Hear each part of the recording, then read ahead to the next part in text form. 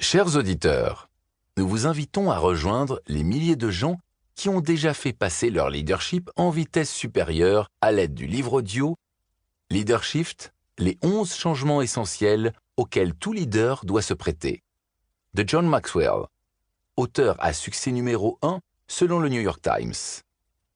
Lors de votre écoute, vous apprendrez qu'est-ce qu'un leadership et pourquoi tout leader doit le faire, en quoi consistent les 11 leaderships à faire, les instructions de mise en œuvre, comment passer d'un leader formé à un leader transformateur, et beaucoup plus encore.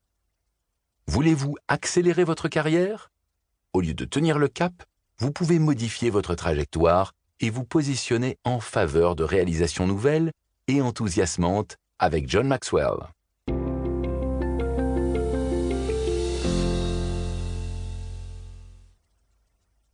Le virage ciblé vers la concentration. 1 est un trop petit nombre pour réaliser quelque chose de grand. La loi de l'importance. L'un des changements parmi les premiers et les plus importants que quiconque doit faire pour devenir un leader consiste à passer de soliste à chef d'orchestre. On peut connaître la réussite par soi-même en tant que personne, mais pas en tant que leader. J'ai commencé à apprendre cette leçon et à prendre ce virage en 1974, lorsque j'ai entendu Zig Ziglar pour la première fois. Zig, qui est devenu plus tard un bon ami, a exercé une influence positive sur des millions de vies, dont la mienne. La première fois que je suis allé l'écouter, il m'a fasciné. Il avait un tel dynamisme.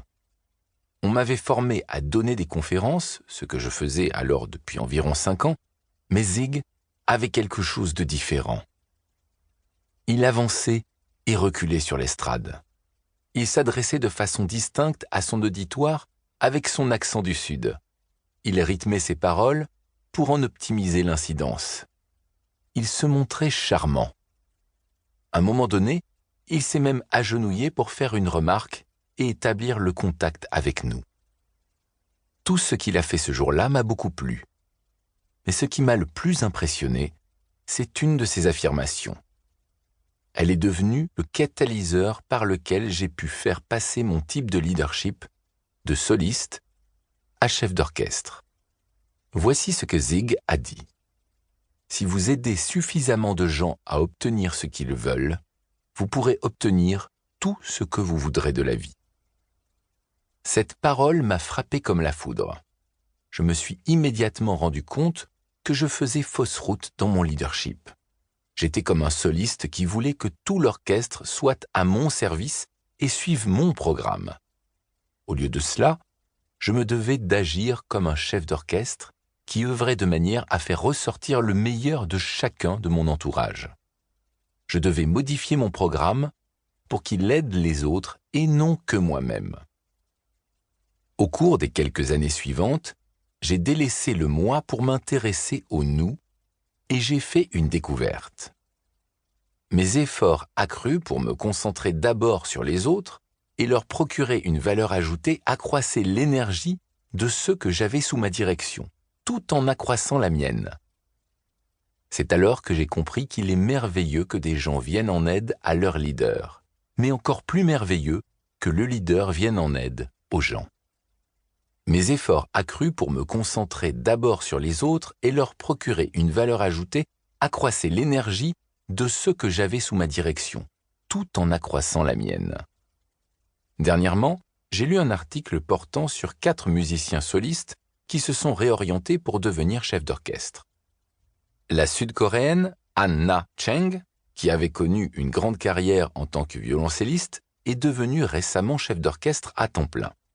Lorsqu'on lui a demandé pourquoi elle s'était mise à diriger un orchestre, elle a répondu « Je me sens attirée par la littérature symphonique et d'opéra exceptionnelle, ainsi que par la composition et la collaboration qui existe entre le chef et l'orchestre. La collaboration avec l'orchestre est des plus gratifiantes. Chaque orchestre est différent. Ainsi, le chef s'efforce toujours de trouver la façon la plus efficace de diriger cet orchestre en particulier, afin d'unir le groupe derrière une vision et une interprétation commune. Cheng a fait remarquer que le travail du chef d'orchestre diffère complètement de celui du soliste. Quand je joue de mon instrument, a-t-elle dit, ce qui me vient à l'esprit se traduit naturellement et instantanément en son. Quand je dirige un orchestre, je fais des sons avec un groupe de personnes. Les possibilités et le potentiel de la sonorité d'un orchestre sont finalement illimités, ce qui est véritablement fascinant pour moi. Eric Jacobson, un violoniste américain qui s'est mis à la direction d'orchestre, a parlé du rôle et de l'influence du chef d'orchestre. Dans l'idéal, le chef d'orchestre est le catalyseur d'une compréhension mutuelle dont l'orchestre devient plus grand que la somme de ses parties. Et Gemma New, une violoniste de la Nouvelle-Zélande qui s'est mise récemment à diriger un orchestre, a dit « La façon dont la musique orchestrale unifie et inspire tous ceux qui y participent en est venue à me fasciner. Le fait d'explorer la musique ensemble crée de solides liens humains entre nous, et cela, qui que nous soyons et d'où que nous venions. » Le défi du leadership, passer de soliste à chef d'orchestre. Le potentiel d'un groupe surpasse toujours celui d'un seul individu. Les gens qui travaillent ensemble ont des possibilités illimitées. Ils peuvent collaborer à une chose leur étant supérieure. Et lorsqu'ils se lient entre eux, ils se plaisent à travailler encore plus. Cela ne veut toutefois pas dire que le travail d'équipe n'a pas son lot de défis.